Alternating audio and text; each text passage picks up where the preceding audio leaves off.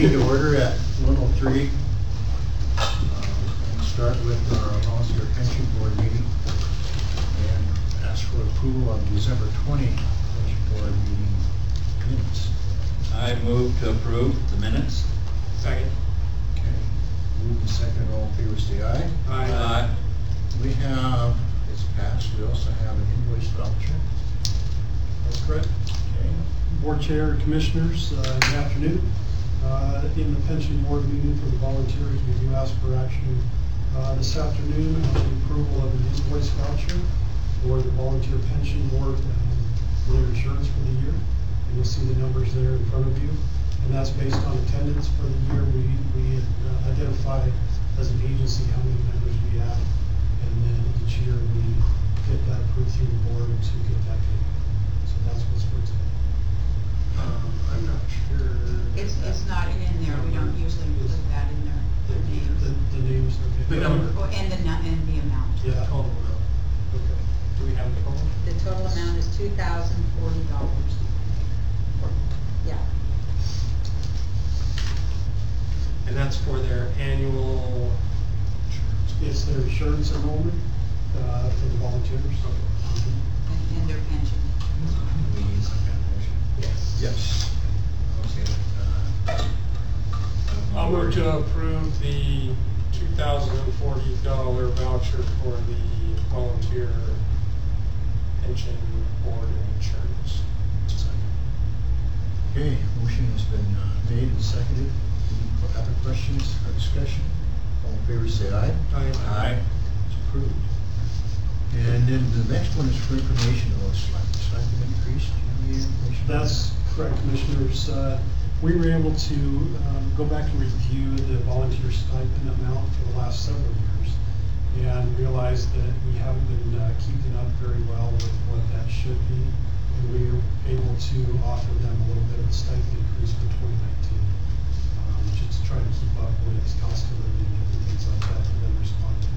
So we were able to bump that up a little bit, and if you're interested in the specific numbers, we can get those to you at a later date.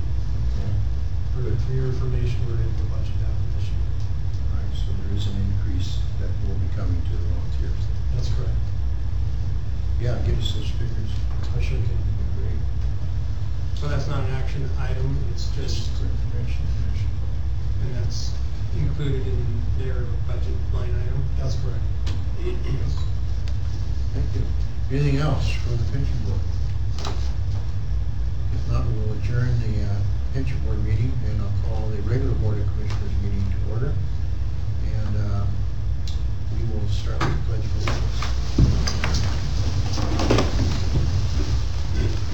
Allegiance to the flag of the United States of America and to the republic for which it stands, one nation, under God, indivisible, with liberty and justice for all. Thank you, and we'll have roll call, and I should mention that we had a letter or a fax yesterday from Commissioner Berkeley asked to be excused for medical issues, so we'll start here. Joe Newchester. Joe Crawford. Bruce Ansel. Rich Bosman. Larry McPhail. Henry Hollander. All right. And we have some public comment. You're up. Hi, everybody. I'm Jesse Kreit with the Healthy Youth Coalition in North County, and my day job is at Touchstone Health Clinic as the executive director there in Blaine and Ferndale. And the Healthy Youth Coalition started over a year ago now, and it was out of a response to the data we saw with this crisis, which is national, with our youth, and where they're at in terms of being healthy and needing interventions. And what we did was we started a teen night every Saturday night at the Pizza Factory to connect with the kids and find out what's going on. And there's a barrier to access for a lot of programs for kids that we're finding. And so one of our goals is to create community partnerships to get kids plugged into more programs. And so one of those programs, the Teen Night's been going every Saturday night for a year, And Parks and Rec is co-sponsored scholarships to get kids into healthy activities.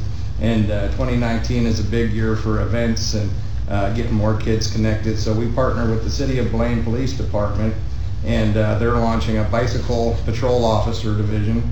Those officers, to include the chief of police and our school resource officer, would go out bicycling Wednesdays after school with middle school kids that need a healthy program to get involved with and get connected with. And through that program, it's called the Blue Beat bike program. And these middle school kids get to bike with the officers. There'll be a few school teachers biking along with them, and they'll just travel North Whatcom County, and they can have a chase car too, they even said, to help to make sure the big group is safe, or if anybody gets tired. But we're just looking to let more people know what we're doing, and we think it'd be a great partnership with North Whatcom Fire and Rescue. And briefly got to talk about the program with Chief Hollander. And but we're looking to launch that May 1st with possibly a safety rodeo and just a good launch for the event, and would love for you guys to be a part of that also. And if you'd like any more information, I'm happy to talk with you after the meeting. And if you have any questions, I can answer that too. So thank you for your time, and we're excited to get more kids connected, and thank you for what you guys do. Chief, do we have a bicycle helmet program in the district at all? Not officially. Okay. We have participated in some in years past. I believe we have some helmets still in inventory, but currently we're not Not a whole lot. like signed up to 50. be in an active bike rodeo. We have had bike rodeos at Brent Loop in years past. So Maybe we could partner with the local or something and see if they want to be involved in that safety fair. This seems like maybe a good opportunity if they're gonna be doing bicycling to offer up some bike helmets again. I'm speaking out of turn, someone raise your hand and let me know, but. Is that something that would marry good with what you're doing? Absolutely. Yeah, that'd be a great partnership. Just thinking that. A good marriage, And, so. and one of the keys too is we're gonna get some bicycle training in there, because a lot of kids that aren't riding bicycles are because they don't know how to fix a flat tire. So if we teach them how to fix a flat tire, we'll instantly double the kids out there biking, and so they will definitely need helmets for them too, and encourage that safety aspect. this has nothing to do with the swimming program. And so it's a comprehensive approach, and that's one of our other interventions. I mentioned that. The coalition model we adapted was to just bring in who has programs and what's going on, and just advocate for them to do here and say, hey, our community wants it. And so we partner with the YMCA to start swim lessons, because this is a oceanside community here in Blaine and Birch Bay, and we need to teach our kids how to swim. So the YMCA is now doing swim lessons out at Beechwood, and the chief was able to be a part of that ribbon cutting. And so now they've expanded to 4 different levels, classes, and families are just so excited for that to be happening. And the Y says, well, hey, since this is working, let's launch a running program. So they said the Trailblazers program, and then they're like, well, we just launched this, and it's going to start at the end of the month, and let's get a little help getting the word out for these kids to be running on the trails around here, and starting to partner with Parks and Rec on developing some more trails. And the program is, we put the word out, and now it's all filled up for 2nd graders up to 5th grade to get out and run in our community on the trails. And so it's just exciting to see what we're able to do with these collaborations and partnerships, and would love for you guys to be a part of that too. Very nice, thank you. Leslie, I was just going to comment on the helmets. The helmets that we have are from Safe Kids, and so that was a grant that Safe Kids received, that they distributed helmets to all the fire departments who wanted them. And I believe that we're probably able to either get more helmets through Save Kids, and then the bike safety, bike rodeo equipment is also through Region 3. And so we can access that at any time to provide all of the stuff that makes the rodeo. So we can get more helmets if we need, and we have to check the ones we have. Some of them may be out of date now. Follow up on that then. Sounds good. Yeah, we'll make sure we have, if you could keep us posted, you're saying May 1st is the date? The of tentative that? launch date. All right, maybe we can stay in communication, we have your information on the Yeah. sign in. Yeah, we don't have his phone number, though. Put it on. Put that on, Actually, I'll have you. I also believe that the benevolent will provide money or funds to the bike rodeo. So that's now, not the local, but the firefighters benevolent provides that. So if we need money for that, I'm on the benevolent committee, so I can make a request for that. Sounds good. We'll make this happen. Thank you. Thanks for coming, appreciate it. Yeah. All right, we'll move on now to the consent agenda. And these are approved. and we won't, sorry, we won't be offended if you have other things to do. I'm curious, it's my first time at a meeting, so I'll stick around for a little bit, but please don't be offended if I Yeah. Like I said, we won't be offended if you get up and leave. Thank you. Before we go through the consent agenda, I know there's some questions. Everybody get their questions answered. I still had one about the year-end budget numbers. You want to address that? Absolutely, absolutely. I had a chance to look at your questions this morning, and two of the overages, the main overages, I guess, for 2018 that were listed on that budget were healthcare costs and overtime. Both operating expenses that are unforeseen due to a lot of reasons, vacancies, illnesses, injuries, that kind of thing. So, because of the way that the county reports the revenues to us and looking at trends, we have to budget based on what we know for a fact and what we try to speculate. And every year, at the end of the year, we're off a little bit. Usually we're over a little bit, if you will. But we still haven't even received the final revenue numbers from the previous year. The way that Chief Burnett has budgeted that is that he was very conservative, realizing that he thinks he knows what he's going to get in revenues, and he makes those adjustments and makes sure that even if we do go over a little bit in the projected budget, that we're still covered, and indeed we are covered. So the money is there, it just wasn't added into the original 2018 budget because we didn't know it was going to be. So he was very conservative on that, and glad he was. So we're covered. The funds that are available there in the general fund. Next month we'll do a budget amendment to reflect those numbers. So basically, the current numbers are lacking some of the income that hasn't come in yet. That is correct. Very good. That is correct. Thank you. If my memory serves me correctly, that's quite normal in February to have a budget amendment.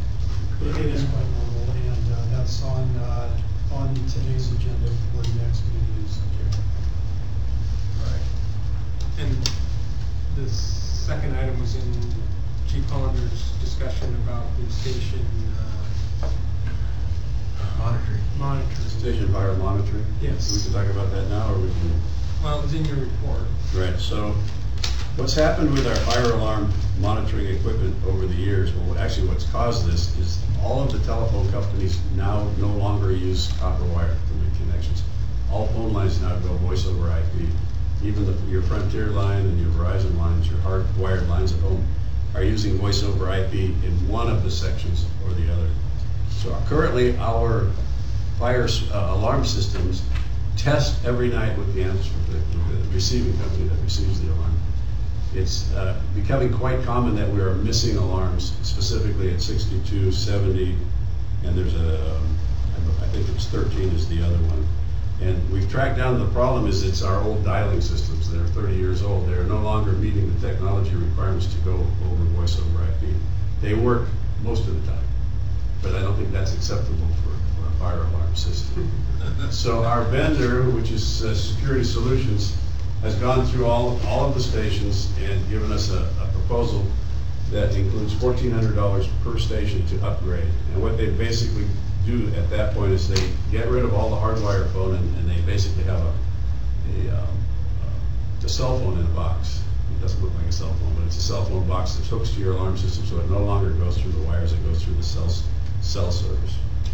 And so to upgrade each station, it's $1,400 per station. And we actually have 8 stations that need upgrading. Now, we don't have to do all 8 at once, but I certainly would like to do 2 or 3 that keep calling me every morning with a notification that your system has failed. I didn't quite get this in the budget because it came in towards the tail end of the year. And so Chief Burnett at the time asked me to bring it to this meeting and discuss a possible budget amendment to approve that. Of those stations, are 3 of those District 4s? 11 is 13, and yes, 3 of those are District 4. So would that come out of their capital expenses? It could be viewed that way, yeah. As long as you're here. It certainly could be viewed that way. We would like to share that with District 4 if possible. So it'll be about $4,200 from District 4. About 7,000. Yeah, Is that about right? it's 9,800 altogether for all of those 8 stations. Again, we certainly don't have to do them all, but definitely think we should do the career stations. We don't want to take any risk there. And then as they fail, we can just order the work through the year as they fail, or we can do them all. I just wanted to bring that information to you because that did not make the budget at the end of last year. I didn't have those numbers yet. We have room for that. We do. We have money to take it out of capital. Yeah. I was gonna ask where part does it come out of? Capital reserves. It should. Yeah, there wouldn't be enough to take it out of facility maintenance for the year. We would then go over. We certainly could do that way and see where we end up at the end of the year. But I wanted to bring you that information as a special project. When do we have to decide? Well, I think especially, yeah, especially the career ones, the sooner the better. Maybe today. Yeah, because what happens right now, the machine pings with the answering machine every night between 2 and 12. And then at 6 a.m., if it failed, it automatically calls a series of phones and mine is first. And so I'm pretty much getting a call almost every morning from the alarm system saying the ping failed, but it's a different station. It's not consistent, like always 62 or always 7. So you don't really need an alarm clock. Yeah. True. Chief Burnett was getting them too. My phone is unlisted. Chief Nugent is not getting them. And then the third call is the station officer. So if they don't get an answer from me, it goes down the line and we'll end up at the station. And that's from the monitoring company? That's the monitoring company, letting you know that we didn't get the test signal last night. So it tests the system every single night. How So many right- do we have to do right away then? Well, 4. I think. 4? Right away. Since the money is in the budget, we really don't need a resolution or motion from us. It'll just be, we can make it part of the budget amendment for next. For next year. Yeah. Just kind of want to make you aware. I was thinking the Get your direction of approval. the board is we want to send it sooner than later.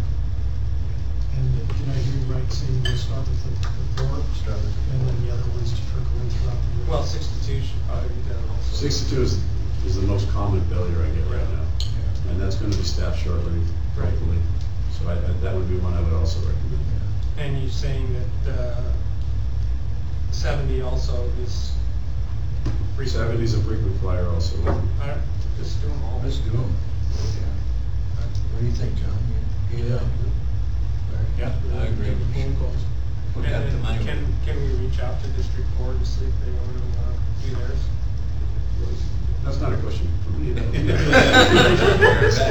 we reach out to just? I'm happy to do that. I'm happy to talk to the district board board. Yeah, I think, I mean, obviously, in getting, especially if there's any cost efficiency in just doing them all at once or what have you. Yeah. And some of our systems are over 30 years old, some of our long systems. I'm in favor of it. All right. Thank you, Commissioners. Thank you. All right, thank you.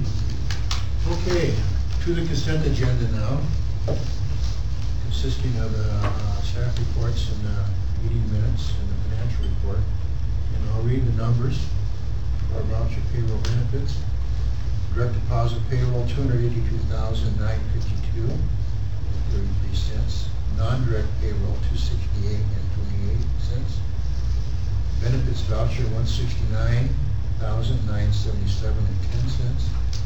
Monthly expenditure vouchers, $80,849.09. Capital projects vouchers, $1,189.45. Motion to approve the consent agenda as presented. Move to approve. Second. Moved and seconded. Any further questions or comments? All in favor, say aye. Aye. Is approved. Commissioner meeting reports.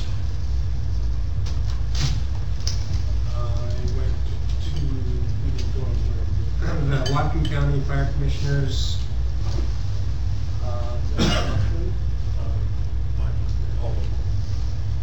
Anyway, no one else could go, I went. It was Thank you. interesting. There's a few things coming up though that may be of interest. I don't know if anyone's ever gone to Ledge, but it is on. Wrote it down here somewhere. January 24th is the Commissioners' legislative session down in Olympia. And you can actually go online to the Washington State Fire Commissioner's website and look at their agenda. Commissioners, along with the fire chiefs, have kind of their 5 top legislative issues. One of them we talked about here in Whatcom County was moving forward with the state sales tax exemption for fire districts purchasing equipment. And it was kind of brought up, it's like, well, we're using taxes to buy all of that stuff. Why are we paying taxes on the taxes? I can understand why the state would want to do that, but it doesn't seem to make sense for the fire districts. So that's an item that they're bringing up. Sustainable funding is a key issue for all fire districts. Trying to restructure the 1% levy lid cap that was imposed back in the early 2000s. I think we all know that we're not even keeping pace with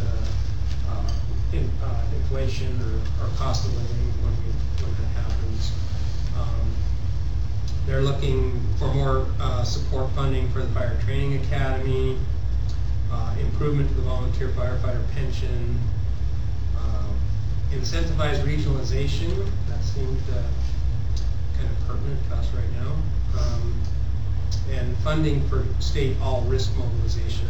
I think that one has to do with, initially, I think that only covered wildland emergencies, and they actually realized that there's other disasters and emergencies that happen in the world other than wildland fires, and so in order to get that funding and mobilization support, right now the law only states for wildfires. So if you have a mudslide like happened in Oso, or you have a hurricane, you have whatever, earthquake, latest, greatest thing, it doesn't fall under the all-risk mobilization plan. They seem to have left that out of the bill writing when they looked at it. So I think they're trying to open that up. Locally, there was a long report. I think you may have all received it from the new medical director. about 5 pages worth of action items or things they're working on. One thing that the local board meeting did pass was support to write a letter from an attorney about contaminated equipment that is being left at the hospitals. There's been, at least 2 exposures recently where crews have gone to pick up equipment and got it outside and were covered with blood and things that they weren't aware they should have been protecting themselves from. So the commissioners are signing on to a letter, and I'm not sure, who was it that was gonna write that letter? Thought they were gonna consult with legal on it, or. Right, but who spoke on that? I'm not sure who the gentleman was. Is he on the EMS committee chair? Yes, I think it was it Chief DeBruin? Or no, it was, Lemmy Island Chief. Duncan McLean? Duncan McLean was the one who spoke to that. Yeah, so he was gonna follow up and see if, I mean, it sounds like they've asked over and over and over, and this is an ongoing problem, and the staff at the hospital is sort of ignoring it, and it seems like there's a different person in charge every so often. And so their lack of consistency and follow through, it's a safety hazard for all crews that are picking up equipment that's supposed to be decontaminated and cleaned after it's been left in the hospital. So FYI, they're working on it. Hopefully we can get it resolved. Great, thank you for that report, thank you for going. Sure. Turned out that nobody was available. Any other meeting reports? I can give you an update on the city of Blaine.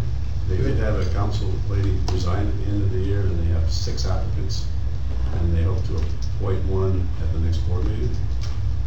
And a little update on, since the city of Blaine has adopted a fire impact fee now, we are getting paid for every single project within the city limits, which includes single family residence.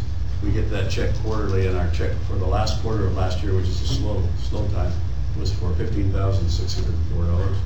And of that, about 9,000 of that was single family residence, which normally we would not have received had we not had a fire impact fee. So that's working out fairly well for us in the city of Blaine. Is that impact fee stuck in that pile of things we can only use for certain things? Correct. As a mitigation. Yeah, it's mitigation. Did we get any report back on that from last meeting? Which process of reviewing that? I was just looking at the Okay. actual mitigation agreements, which I received today, so Okay. I just have it up on my screen actually. I need to look through those Yeah. and we'll definitely know by next meeting. And Commissioner, I also have a quick report on the cross-border chiefs meeting that I attended this month also. It was I think the best attended meeting we've had in 5 years. We had nearly 30 people there, which is a pretty big group for that. And some new faces and some new people in there. Probably the biggest thing that came out of that meeting was that this October, Whatcom County DEM is conducting a cross-border exercise with the NSF up in the Sumas area. And it'll include people from Whatcom County, from British Columbia, the FBI. They're going to be there. The NSF is a big player because they're actually bringing training rail cars up there to tip over and to create this scenario. So DEM is actively planning that. It's an eight-month planning process to bring it all together. So for a cross-border exercise, it's going to be pretty significant for us. We're going to be heavily involved. Our training officer will also be involved in that as time goes on. So out of that meeting, that's probably the biggest thing that was discussed. Is that going to be only in Sumas, or are they going to do something in the Blaine area with that? I believe this one is just going to be in Sumas this time. And then it will affect all the border crossings in some fashion. we are gonna provide some additional training when they bring the rail cars down, some training rail cars, which will be in Ferndale, I guess it's in the So I think you said Custer. Custer and Sumas, so there'll be some training opportunities for the crews. That's in October. Yeah, keep us up to date on that. I should look at. Okay, anything from the local? Smiles. I'll smile. Okay. Rich, anything from the local? Okay. Unfinished business, for our recruitment process, I'll talk about that a little bit under new business. Ambulance presentation and bid approval. Turn that over to me. Okay. So as you know, we're looking to purchase a new ambulance. We put together a spec committee. We went out to bid. We actually had to go out to bid twice. We have two vendors that have provided us bids, which I believe the bids are in your packet.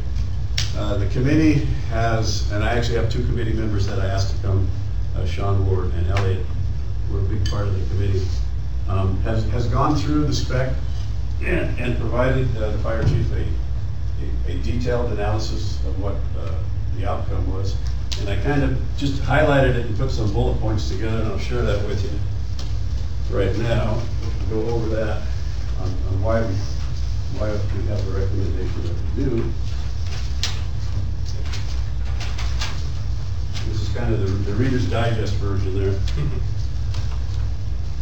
You want one too? So the committee's recommendation is to purchase a new ambulance from Tri-Van, even though it's more expensive. And the factors that we considered for our decision is what I've got on this list now. The overall construction from Tri-Van is equal or better. The interior height is 76 inches versus 72 inches. So for our taller folks, 4 inches is a safety thing. Maybe a little less head banging, but more room on the inside workspace. They use a foam spray-in insulation versus a panel foam insulation. Their electrical system they use is made by Blue Sea, which is a Coast Guard approved electrical system, so the committee felt that was a little bit better electric system.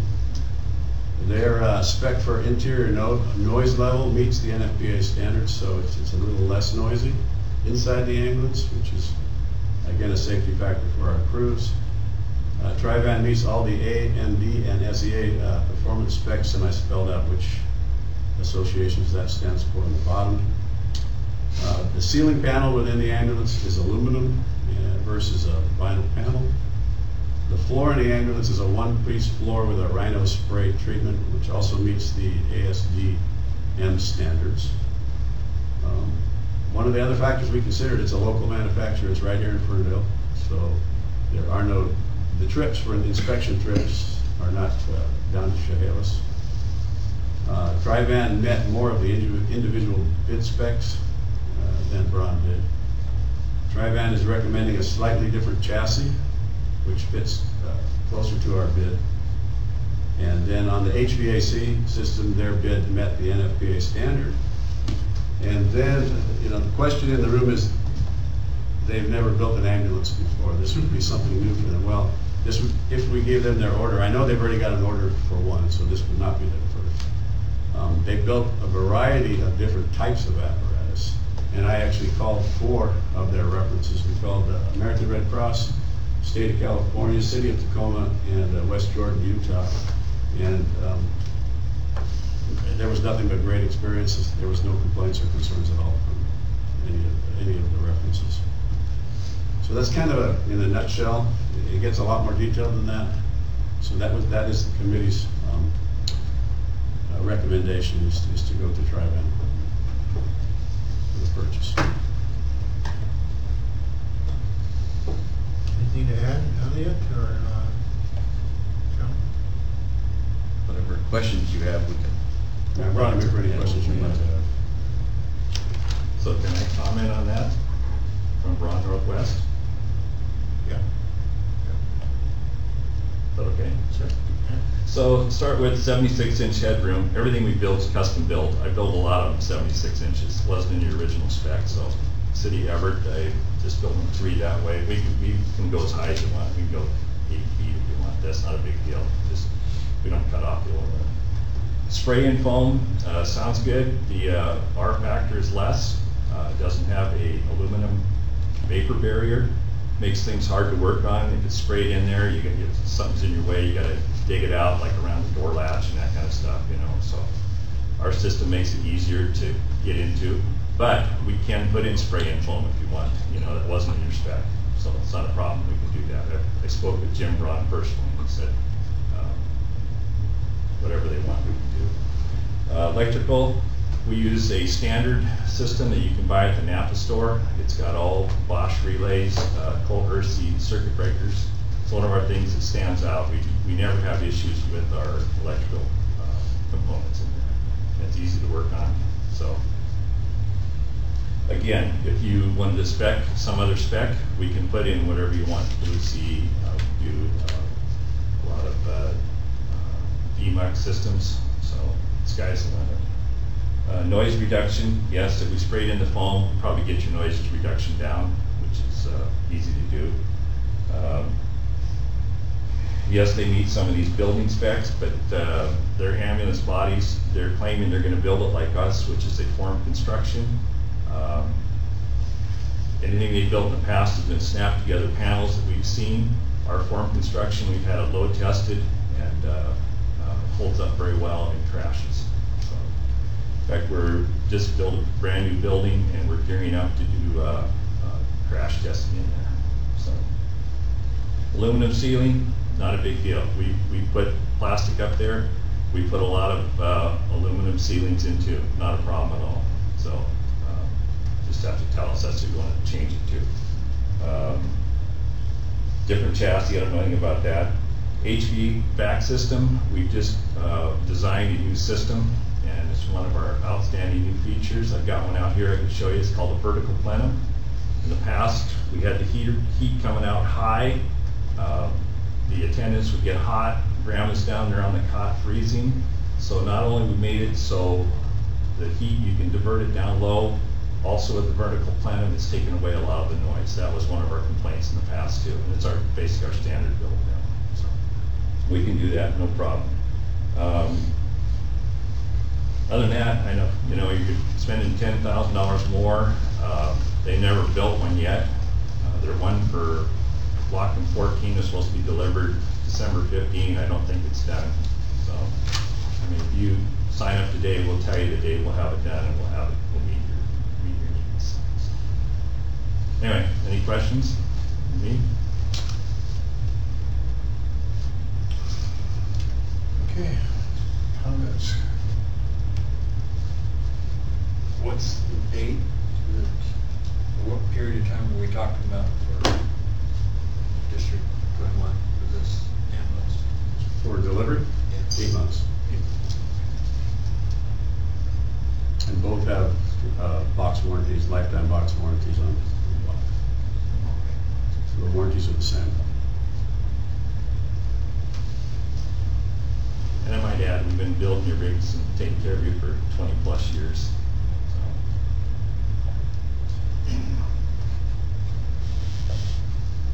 This is interesting.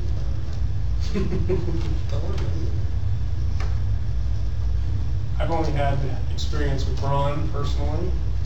They've been excellent rigs. If you look at their website and see who they've built rigs for over the years, the list is immense. I guess I'd be curious from the committee as to why we think, other than that they're local and close, I appreciate that, we would go with the untested, untried company versus one with the history that Braun has. And I don't mean to play him on the spot, especially. No problem. Sitting here. We have nothing negative to say about Ron. Yeah. Ron's There's provided nothing. all of our ambulance in the past and the relationship has been fine. So, Yeah, and there's nothing negative to say about it. It's a lot of the thought went into, we did take a large account for them being a new company, somebody that's not built ambulances, but they've built, I mean, you can build a box and you can test it and you can crush test it and you can do all the testing you want, and it'll still meet the same standards as an ambulance will. Their box is a box. It's a welded box. We went and visited their facility. The facility is just as top notch as I would expect any company that's selling that type of equipment to law enforcement, the Red Cross. The Red Cross is their only. Red Cross only buys from them. All their Red Cross response vans that go out to all over the world, or all over the United States, excuse me, are only bought through Tri-Van. Cal Fire is another one that utilizes a lot of their box rigs, and they still have to meet the same crash restraint requirements as an ambulance would. And so the build itself is going to be comparable, and that's why we're not looking at saying, well, Ron's is less than Tri-Vans as far as the construction goes. They meet the same standards and requirements for crash testing. One of the big things that we looked at was, normally with an apparatus, you go down for a pre-construction meeting, you go down for a mid-construction, you go down for pre-paint, then you go down for pre-delivery. So you've got basically four visits you have to go do. To do that properly, it's sending 3 people down to review it, mechanic, probably 2 members of the committee. It's going to cost overtime. We looked at that factor as well. And we also looked into the factor that we have a company that has got 20 plus years in business. Now granted, maybe not building ambulances, but they've got 20 plus years of business building fire type apparatus, fire type equipment, people haulers, which is us. We also have the opportunity to be a lot more involved in our construction phase and our building phase of this apparatus that we've never really ever had a chance to do. Gives us an opportunity to, Elliot on his way to work or on his way home, stopping in at Tri-Van and walking through the rig and seeing how the construction's going and seeing if there's a problem or maybe something that they didn't notice that we did, or he notices that might be a better location for a piece of equipment or something like that.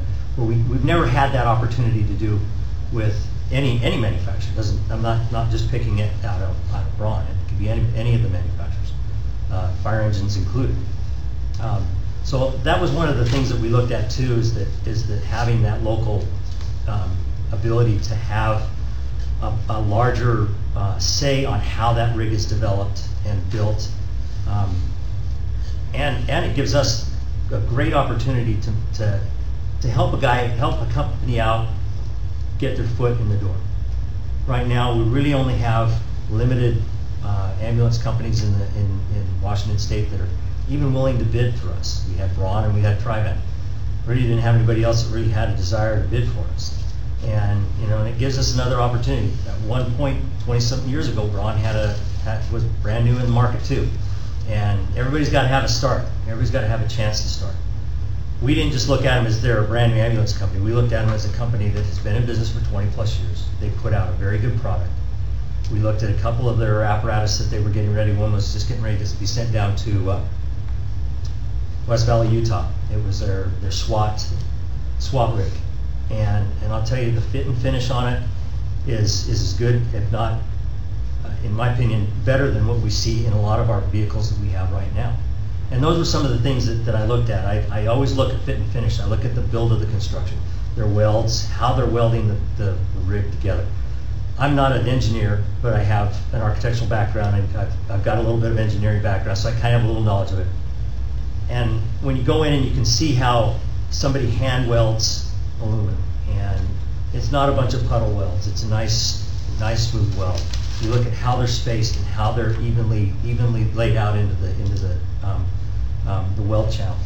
It's good welding. And I'm not saying that there would be anything different in Braun. I'm just saying that if I'm going to compare a construction to a construction and the quality that they're putting out now, I honestly would say that we're going to get a relatively close product, especially with a brand new company that's building their second ambulance if we accept it. Sean, let me ask you this. I've seen the Tri-Van top ones. Overall height, are we gonna be able to get in and out of St. Joe's? Yes, yeah, the actual adding of that little bit on the top is not gonna cause us any issue getting in and out of the hospital. The biggest problem is we got guys that are over 6 feet, and we have a lot of noggin knocks. A lot of head banging. Yeah, so, and I'm sure that, like I said, I'm sure that Braun can do the same thing. It's not that, that's a complete issue, so. What's the deal on the chassis? What, The main chassis difference is that Braun, they order a chassis a certain way. They order a specific chassis. It comes with specific rims, specific internal components. We're trying to make these things as firefighter use design as we can. We don't want the luxury components of things. The way Tri-Van orders them is that they order them with vinyl seats and the vinyl interior. Braun does not order them that way. They order them as a separate design, and their seats are clothed, and then they have to go back through and recover or replace the seats to bring them to that vinyl level. There's an increase or a change in price on rim. I mean, this is minor. I think it's $700 when they're going. Our spec is gray rims, like on all our ambulances. All their rigs come in with white rims. So to change that was an upcharge of $700 to change them from white to gray, whereas Tri-Van's already ordered them pretty much the way that we are asking the spec to be. And it's minor stuff, but it's a different trim package, I guess, because they're just, it's basically the same chassis, except for their chassis already comes with vinyl seats and gray wheels, where those one doesn't. So. What chassis is it? Is it It's a 450 or? Ford E450. 450. V10. Yeah, we're gas. switching to gas now from diesel. Can I Regardless. speak one more time? So the chassis, we can order you whatever you want. So as far as the vinyl seats, you cannot get it in an ambulance prep package. We know that for a fact. So there's other options that we can do for you. Yes, we can send them out and have them recovered. I've just found a company now that we found some that custom fit, slip right on in vinyl. In fact, they was just at a fire station a minute ago and talked to them about that. But you cannot order an ambulance prep package with the options. If it's available, we could order it. And we don't order a standard chassis. We send you chassis specs. You can do whatever you want to it. You know, you gave us a set of specs to build it by. You didn't have, all these stuff in there. So wheels and stuff, we can order the same things that they order. It's not a problem. Construction, you keep talking about they're tested. They've never built an ambulance. They're talking in their specs. They're going to attempt to build a form construction, which we're the only company that builds that. So, they've never turned one out. Their construction is typically popped together panels. That's how they built all their stuff in the past. Cal Fire, that's a good one. They had the account. I think there's still 2 rigs down there, and I had breakfast with the Cal Fire guys about 2 months ago. They won't even accept them. So we have the full Cal Fire account back again, and we've got a bunch of them on the line as we speak. There's a couple rigs they wouldn't even accept from Tri-Van. So I'd ask you to check out their construction, check with Cal Fire, see how they're really going to build it. Their specs say they're going to build it formed.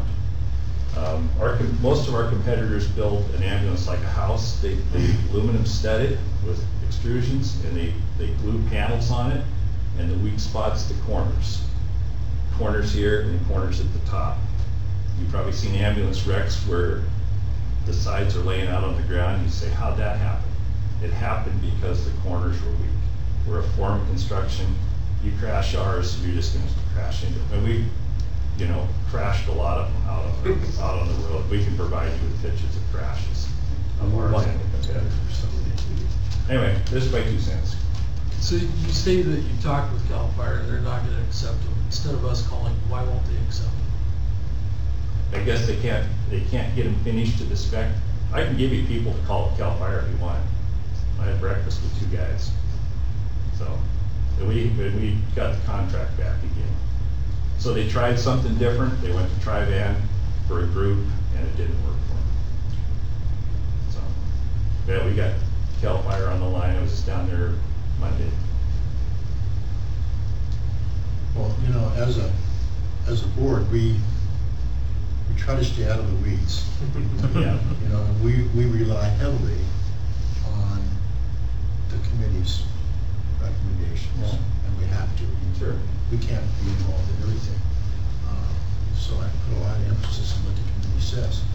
I also have to answer to the taxpayers who are gonna say, why did you spend $10,450 more than the lowest bid? And I have to be able to answer that. So that's a dilemma that way. So, it's up to the board. And Commissioner Bosman, if I would add additional, if we were to go back, and I'm not trying to be disrespectful to Braun, but if we were to go back and look at the spec that we provided to them and the spec that we got back, we would find that they did not even answer back on an entire sheet of paper the exact spec that we were asking for. They didn't even respond back. There was no response back. It was a boilerplate response to the spec. So if we wanted to go back now and say, okay, we want to change things to make it more aluminum ceiling, height, you know, spraying insulation, spraying, you know, they offered us spraying form floor, but that would be more money. Where would that price be? And that would be my concern, is now all of a sudden we're going to go back and say, okay, well now we got to go back out to bid again, and we're going to change these things. Now they've got to come back with their spec that meets our spec, because again, they didn't follow the spec completely. They didn't answer the questions based on the spec that was written. They gave us generalized statements back. They didn't come back and give exact what they would do or what they wouldn't do. I don't know what they do. You know, we can use the example of the HVAC system. The NFPA states that it has to heat the box up within a certain temperature and has to cool the box off within a certain temperature timeline. There was nothing in that whatsoever in Braun's spec statement that they would be able to meet that. It just said that they would provide an HVAC system. Now granted, they've come up with a plenum system that might be able to put that out. But again, those are the details of a spec.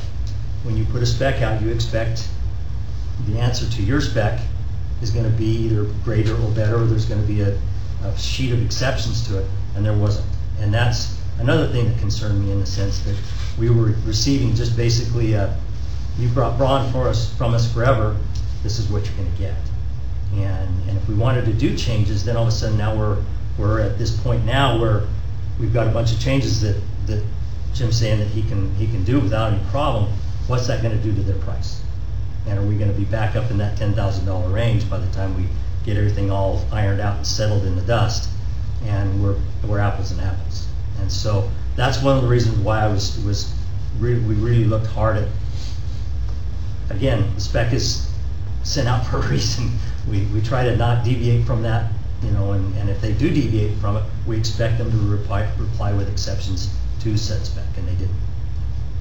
I guess I'll have to check that, because we always reply to anything we don't meet spec to, we send a detailed report on it, so. I can provide you your book, Jim, and it doesn't show anything. So I apologize, I'm not trying to get in an argument with you, but I mean, that's the truth on it. What do you think, Bill? I don't think we're comparing apples to apples right now, to be honest with you. I agree. If we're going to add 4 inches, what does that do to cost if we're going to meet? I mean, if the Tri-Van, I'm assuming all the stuff that you listed here, that was in our spec, correct? And I believe. What I'm hearing is that Braun's price doesn't include. And I don't have it's on my computer. Right. Right now. So, in essence, we have 2 bids. One's lower than the other, but one doesn't have all the things that you expect. So, And I don't mean to interrupt, sir. I wanted to also make sure that we're following the letter of the law, so that if I was to, I mean, that's one of the reasons why we went back out to rebid, this time. I didn't want to have us sit down and call Jim and say, okay, here's all the differences that we found in your spec. What's your price now? Because that basically is giving them an unfair advantage. And so if you give us direction to sit down with Jim and have him come up with a rebid, and based on what we found is definitive differences in their spec, we would be more than happy to do that, and see what we could come up with. If it's going to make the price closer, and we can bring it back next month. I would just suggest that we hear from legal. I appreciate that. That seems like a very practical solution. I don't think it's in compliance with the law. I think that if you were going to go and have Braun redo their bid so that it's more in compliance with the spec, I think you would have to advertise again and do a full rebid and put everybody in the same footing. What happened with the initial bid? I mean, why did we go out for a rebid? Was it over our budget? There were some items that we priced out and found out that the two bids were different. So there was a few items that we deducted and found out what the costs of those were. So we thought, well, we contacted each one and found out what the prices of those items were. And to be fair, we thought we should go out for bid again and do that properly instead of yeah. That was recommended by Rich to go back out to bid after the changes in the hospital. And Commissioner Ansel, those were items like they're auxiliary items. They're items like the radios, the portable suction unit that we can buy locally, usually cheaper. Those items that you always throw into the spec, and then when the bid's too high, you go, okay, well, we can pull those out and buy those aftermarket cheaper locally than we usually can, Firecom and those kind of things. And that's what happened was there was communication with one and then the other, and it was kind of got convoluted to the point where we felt before we cross a bridge that we don't want to cross, let's go back out to bid and make sure that everybody's on the same playing field. And those items were deducted and asked for rebid on. So on the rebid, were these items listed on the rebid? Yes. Yeah, the things that we have right there on that were... These were things you requested? No. We're not. So we were apples to apples when the bid went out. Everybody had the same specs.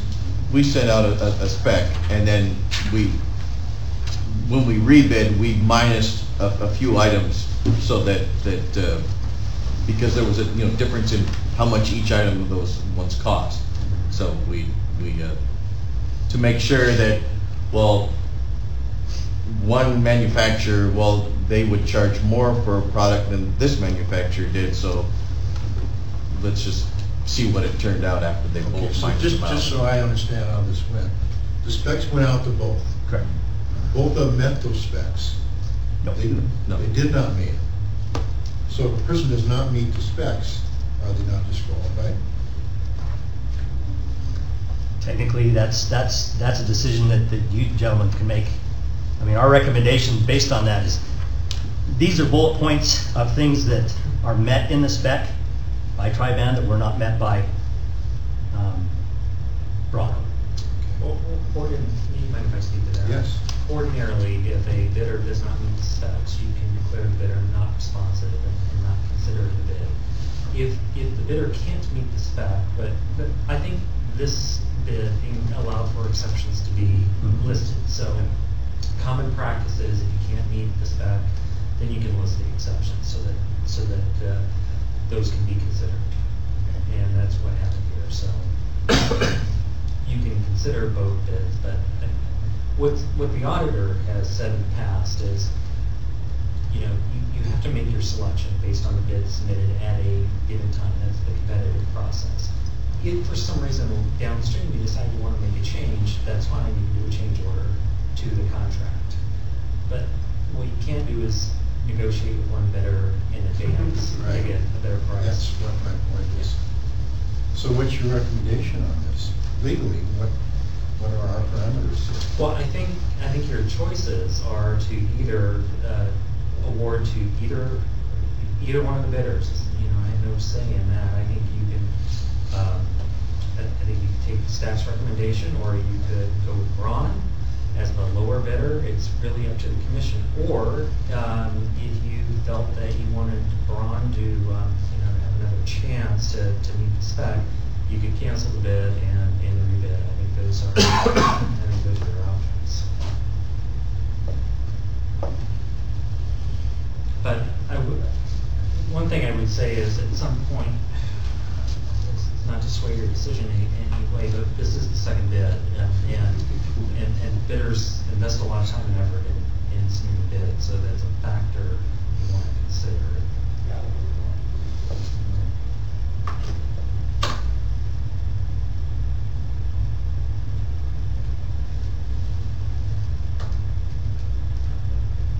Open to suggestions. I've got a whole sheet of factors of why we should go with Tri-Van, so I don't see why we need to beat around the bush.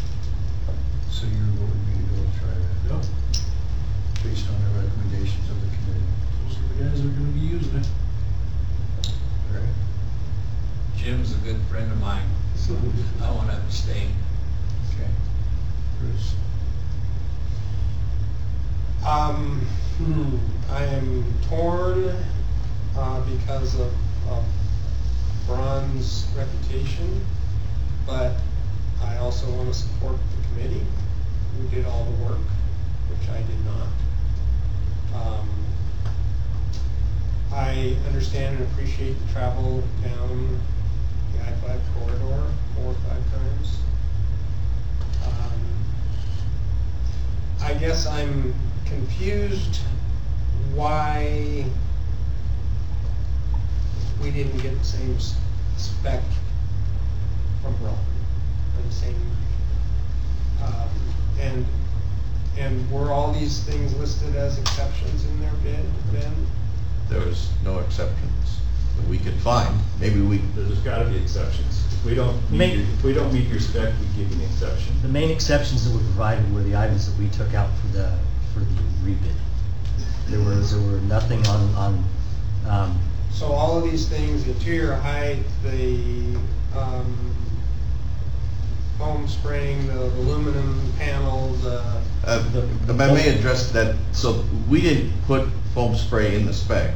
That's just the way Okay. they built it, Alright. and that's the way they normally build it. okay. So, and the what was the other thing you just the mentioned? spec for the height was 76 inches and bronze was 72. The spec for the That was in the spec. The HVAC system was very specific to the NFPA standard, and Braun said they would put an HVAC system in. You mentioned the Pollution ceiling, The panel design and construction. that's just is- that's just the way they built theirs. That wasn't in our spec either. We didn't specify whether to have any kind of a ceiling. That's just the way they built theirs, and that's the way they built theirs, right? Normally. It wasn't spelled out. Yep, So- it wasn't in the And same spec, thing so with that's just a the difference. flooring. The flooring was Braun uses a vinyl antimicrobial vinyl flooring, and Tri-Van uses a spray and antimicrobial spray. And we spray them in all the time. And they do the same thing, and at the time, that was what they offered, and those are enhancements to the spec that what was originally written, because the original spec was for vinyl flooring. And obviously Tri-Van came back with the spray, and Braun said they could do that, but it would be, again, an additional cost to do so. Those were some of the things. I think at one point, Chief Hollander, correct me if I'm wrong, did that proposal slip have the differences in it? I wouldn't know. I have got both bids here, so. I created a sheet at one point that has a breakdown that shows Tri-Van's versus Braun's, and the basic exceptions to the spec. There was everything from compartment sizes to cabinet sizes that were written out specifically in the spec that were different sizes that we got from Braun. There was no exceptions noted in the spec that said, hey, we have to make it this size because of. we have to go with this size of HVAC system because there was none of that dialogue that normally goes along with the spec when you have exceptions was initiated or provided in rebuttal with our current spec that was provided. Not only in the first spec, but not even in the second spec. So as far as compartment sizes, if you wrote a spec, we can build whatever you want, so we wouldn't change the sizes. So, but I'm speaking out of turn, I'll go back and have my factory check all this stuff, but we do this day in and day out. You know. I don't think it's a point of whether they could do, just the fact that we noticed there was differences in what we put our bid and what you came in, or our spec, you put in as a bid, there was a difference In the size. in dimensions and no explanation as to why, so. And we didn't feel it right to then go back to him and say, well, why is there differences here? And maybe there are differences that make sense, but we didn't think it would be correct to, Well, it's not fair to the other bidder. So I think we could spend a lot of time. Yeah, we can go back and forth through all. So Commissioners, if I may jump in here, I too trust the judgment of the committee. I think it was built with the right people in mind, especially our lead mechanic and our lead tools and equipment gentleman who's been doing this for a lot of years. Chief Hollander oversaw the whole bidding process and the spec committee and everything, and they did put a lot of time and effort into this. And I had them present to me this prior to this meeting so that I could hear from them what they had to say. And one of the first things I said to them was, how are you going to justify the price of this? It's $10,000. And all the answers that they gave me are the same answers they just gave to the board. And I felt comfortable after their presentation that I would support their decision to go with Trident for those reasons, along with everything that they've listed here. So in my position, I feel like it's a good decision.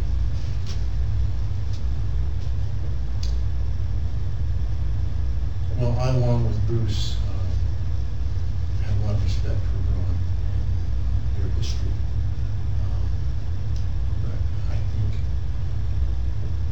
we owe it to committees that we appoint to put a lot of weight on their recommendation. So my feeling is to support the recommendation of the committee.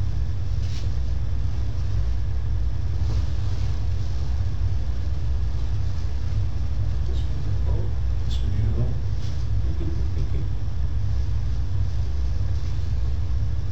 So the committee's recommendation is to award the bid to Trident. Which I support. Larry abstains. I didn't abstain. John supports. I do. Guess we will vote. I will support the committee's recommendation. Thank you for your work. Thank you. Thank you for your time, man. Yeah.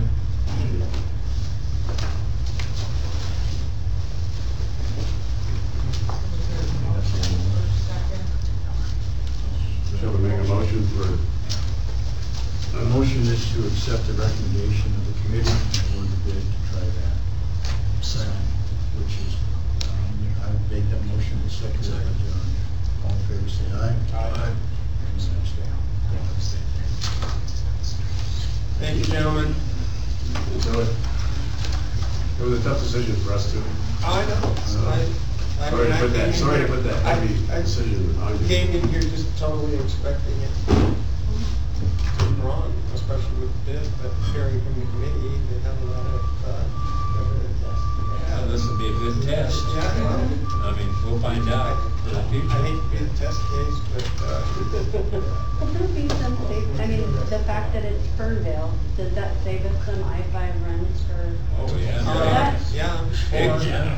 I mean, that We supports. roughly calculated the labor at about $6,500 Yeah. for all the time for 3 trips, just normal. It seems like you'll get some of the 10 grand back there. Yeah, no, I, And the punishment, the drive through Seattle.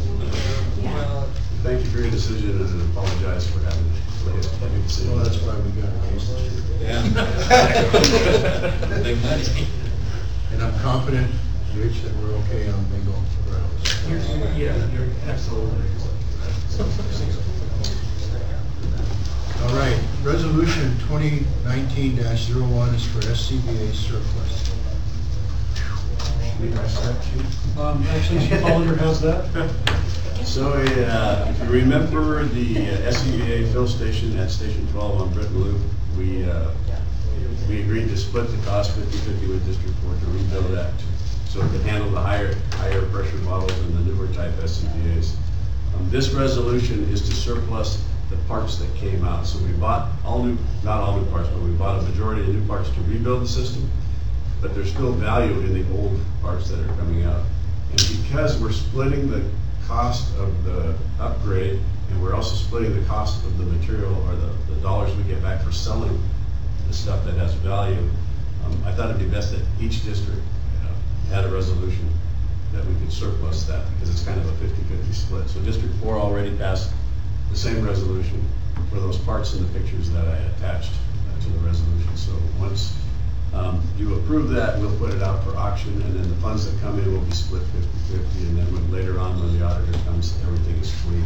You approved it, they approved it, everything was split 50/50. So that's why I'm doing a resolution for each district. Good.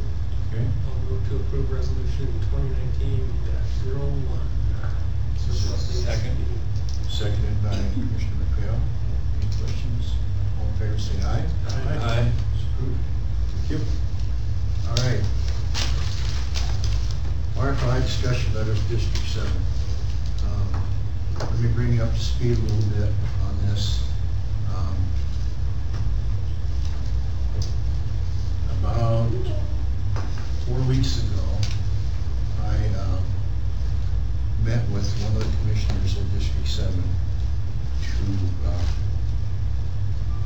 just merely ask the question based on our having to start the process of looking for a new chief. Are they at all interested in talking about doing something together? Just a simple conversation from one commissioner to another. And as a result of that, we had a meeting, myself, a commissioner from District 7, and the chief from District 7, to see if this was something that possibly we could pursue, or at least talk about. And the answer was yes, that we could. I then had a meeting with our labor president and commissioner from District 7 and their labor president to see what labor's thought was on this. Is this something that we want to consider? Is it even a possibility? Do we want to pursue this? And the answer was yes. We want to at least look at it. District 7's board was given this information at their last meeting. Their request is that if we want to enter into more talks to look at the possibility of this, that we present them with a letter asking to talk and pursue this. So that's where we're at. Just write a letter. That was their board, or that was their labor? That was their board. Their board is waiting for us to make a formal request to enter into talks. Now, I won't say that everybody's in favor of it, because naturally something of this magnitude is a lot of questions, and it's very, very exploratory at this point. If I was to defend my actions in even pursuing this, is I think we have an obligation to the taxpayers to at least look at this and see if there is a cost savings involved, working together.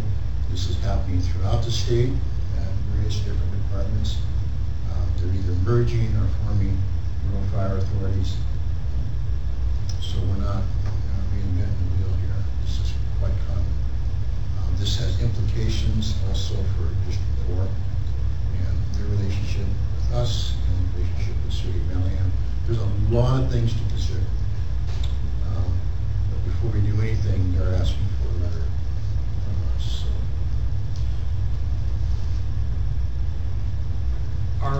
Is District 4 in favor of this as well?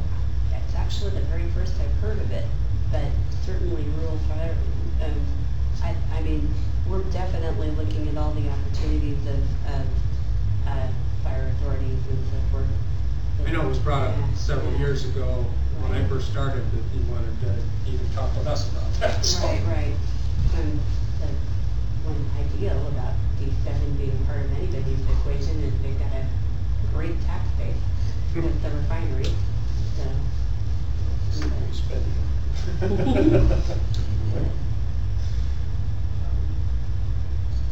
I'm in favor of sending a letter. I mean, it doesn't hurt to talk. I think you're also talking about this in relation to our fire chief recruitment process. That's. And that this would sort of put that a little bit on hold until we find out one way or another if they're interested, because that would change the whole dynamic of hiring a fire chief. You would hate to go up through that cost and time to hire a chief here, go into an RFA agreement, and now have two fire chiefs that may be at odds with each other. Yes. So I've been through this recently with a couple of large agencies down in Sandwich County, and there will be a lot of questions. And my advice would be, so the way the RFA statute is drafted is you're entitled to form a planning committee, which is 3 elected officials from each agency meet with the other agencies that are going to be part of the proposed RFA, and they talk about what it means, what it's going to look like, and work on if both agencies or all 3 agencies, however many there are, want to proceed on and develop an RFA plan. My advice would be to that's a logical step, is to send this letter and recommend that a regional fire authority planning committee be formed, comprised of the elected officials of the agencies that are participating, and to select a consultant, not a lawyer, but a consultant that deals with this. And if there are many who could help guide the boards through the process. I found that to be, in the South County Fire, that was Sandwich Fire District 1 in the city of Glenwood, they used a consultant that was very good, kept everybody on task, moved it along, was able to, investigate questions that came up that nobody knew the answer to right away. There were quite a few, actually. We don't know all the answers, even though there's, I think, 12 RFAs in the state. There's, questions come up. So that would be one way to move it forward effectively. And I think a formal letter like this would give us an answer pretty quickly if District 7 wants to look at it. Well, if they don't want to talk, they just say, I want to form a committee. So, would that, I guess first we have to ask if they want to form a committee. That would be the first letter. And then you're saying the committee, if they say yes, then we would have 3 representatives, or would we have 2 plus 1 from District 4, or how would that work? Well, sorry. Yeah, so if District 4 is going to be part of it, then you really have 3 different agencies. So you'd need, your planning committee would involve 9 members. So it could be 3 from District 4. Correct. 3 members from each agency. And I don't think District 4's natural border touches 7 anywhere, so the only way we could come along for that ride would be to stay attached to you, correct? If our, it's reasonable proximity, but right, because I don't think there's a single D4 border that touches D7. Don't think. Only as part of North Black. The statutes have changed, though. Now it's in reasonable proximity. Okay. Doesn't need to be contiguous. Okay. Actually, it would be useful. We can't copy this because it's SNR stuff, but you can get additional copies by contacting SNR. I've done that. Maybe obtained by contacting the Washington Fire Commission Association. So if we can get it from the Commission Association, I think we all should have a copy of this. I think, didn't you get one? Did you go to that? So you have one. Yeah, we don't have as much as that last time, remember? Yeah, we sat on the freeway and went home. Yeah, exactly. They had a little All the protest. Yes. So perhaps we could get at least 3 more, probably 4 copies of this, so that there would be one, or however many administrative staff, you probably don't have one, chief, but, so maybe 5 copies of that, and, He's got another something. you know. So I guess the question is, does the board agree that we want to go ahead and send the first letter? Yes. John? Yeah. Yes. Is that a letter that you can put together for us? Yeah, for your signature. Right. Yeah, and authorize you to sign it, so I'll go Authorize ahead and get it and authorize send you it. to sign it, and I'll make sure they get it. And move forward with that. Okay, so what's the motion? Do we need a motion for that? No motion? No. Okay. No, I think we're just all in agreement to send a letter to see if they're interested. Okay. And I suppose we should CC District 4. Yeah. Because there are a lot of questions, not only about District 4, but also finances. Right. And I think our finances are much different than theirs right now, so all questions that we need to handle would help us with, if they agree to move forward. Right. Commissioners, also, if I might add, we have budgeted for 2019 a consulting firm for our master plan. So there are some budgeted monies that, if that is the direction you guys go this year, to hire a consultant for this, there's some budgeted funds there for a consulting firm. Plus, I think we had 25,000 for the chief improvement. That's correct. So we have 70,000 budgeted for both processes together. So that's a ways down the line, but the letter is the first step, and we'll see where it goes. All right, thank you. And I would assume if you have a consultant, that's shared between the 3 agencies. That's usually how it works, Yeah. yeah, makes sense. All right. Thank you. Board officer elections, we do this every year. So I'm open to discussion on what we want to do with this. What do we have now? You're the president, Bruce is vice The chair, I'm the vice chair. Any other officer? Just those two. Just those two. Am I correct? Yes. I like it real well.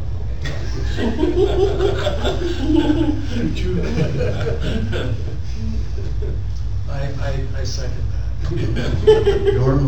Normally I would say I've been board chairman long enough, and I'd like to hand it off to someone else.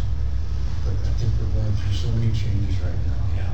I don't think it's a good idea to Change horses. change horses in extremes. So I'm willing, if Bruce is willing, we'll stay with where we're at.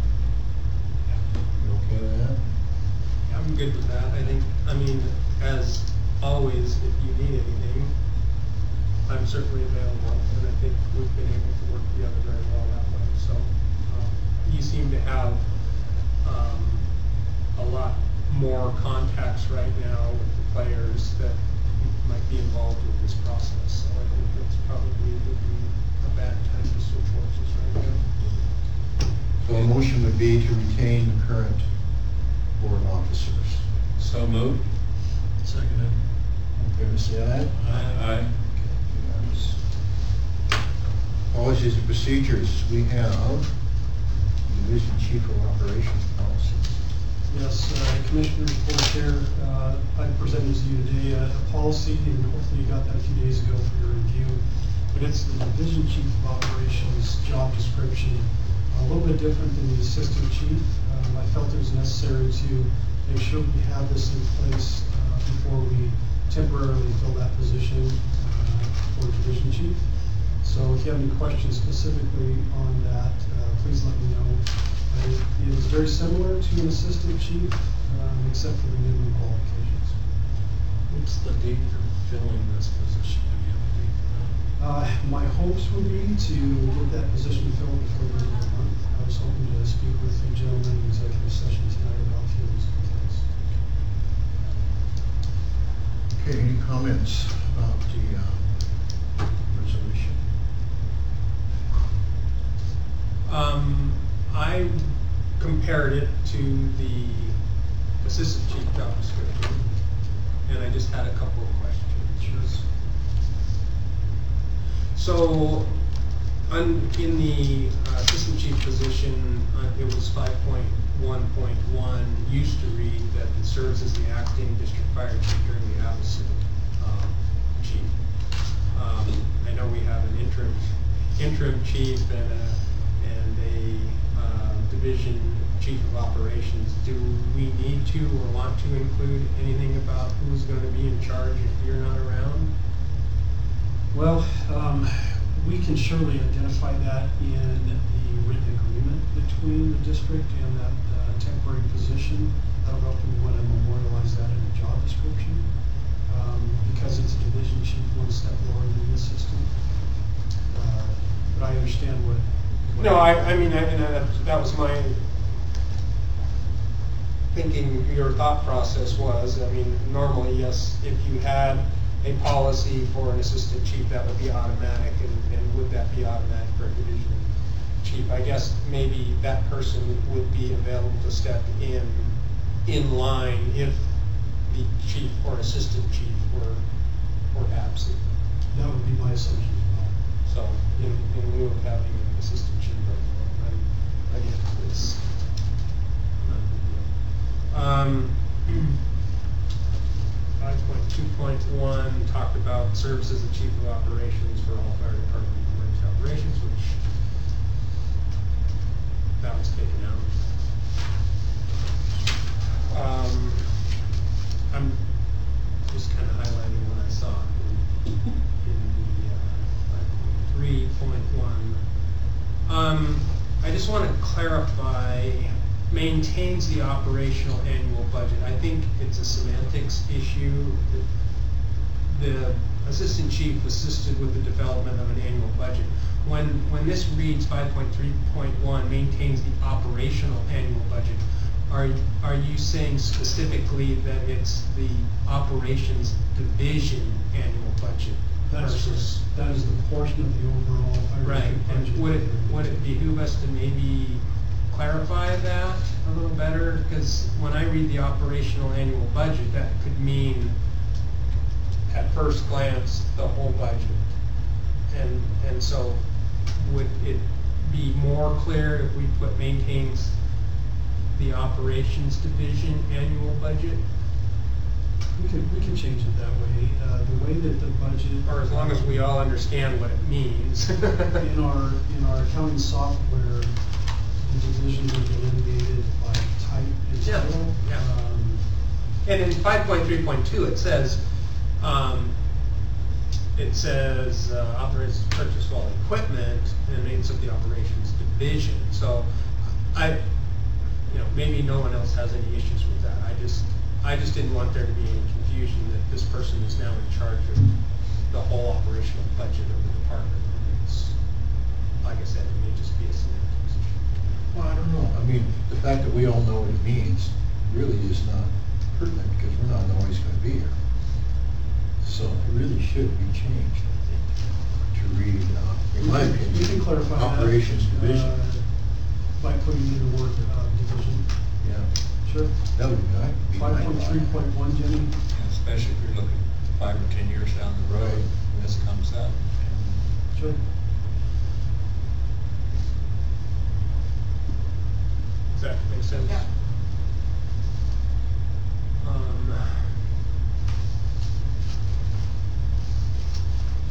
Personnel management,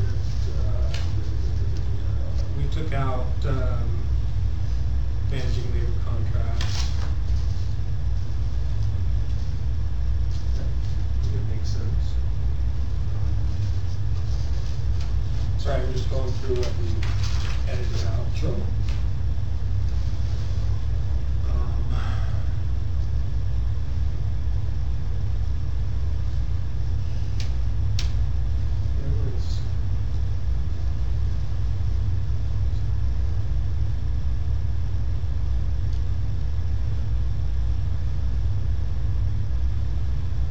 I guess just, this doesn't really have anything to do with the policy, it just has to do with the expectation. 4.6 communicates information to ensure all personnel are informed of decisions, actions, requirements, steps, attaining established levels of service. To me, this is probably the most important sentence in this whole policy. I'm just taking my soapbox here to highlight it. I think whoever this person is needs to be able to communicate with all the personnel so that everyone in this organization is on the same page.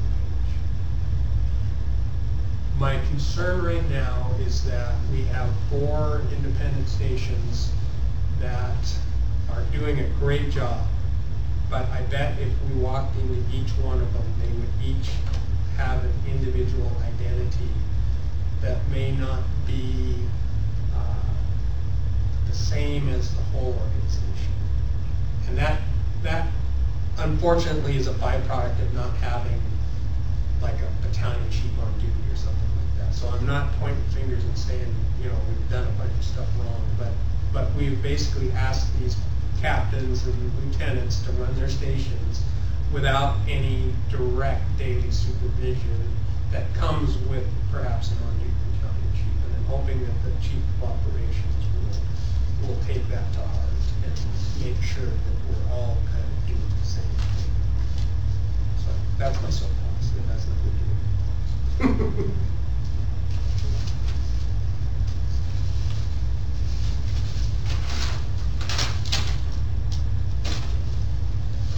That's it.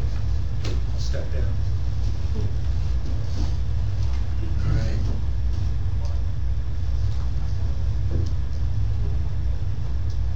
So the motion would be to accept this resolution or this policy with the agreed upon change to 5.3.1 to include the Marine Operation Division. So moved. Second. Any other discussion? All in favor say aye. Aye. Aye. It's approved. Thank you, Chief. Thank you very much. Putting that together. Next board meeting is February 21. Larry said you might not be able to be here then? I think I'll be gone that date, yes. I will be back. Bruce, good. John? Mr. Peterson? Which is good. So far. Okay, no public comment. Next meeting agenda. I do have one announcement. One announcement. That's not on there that I just was informed of at 5 before noon today, that Chief Newbold from the city of Bellingham will be resigning next month, March the 15th. So the chiefs are falling like flies. Isn't he fairly new?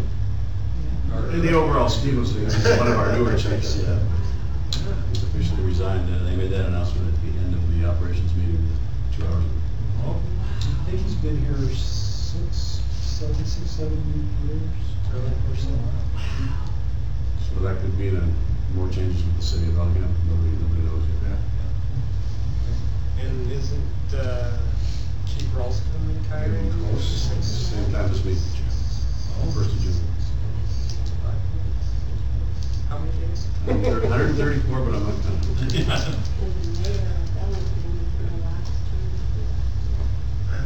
Okay, so next meeting, budget amendment and an update on the RFI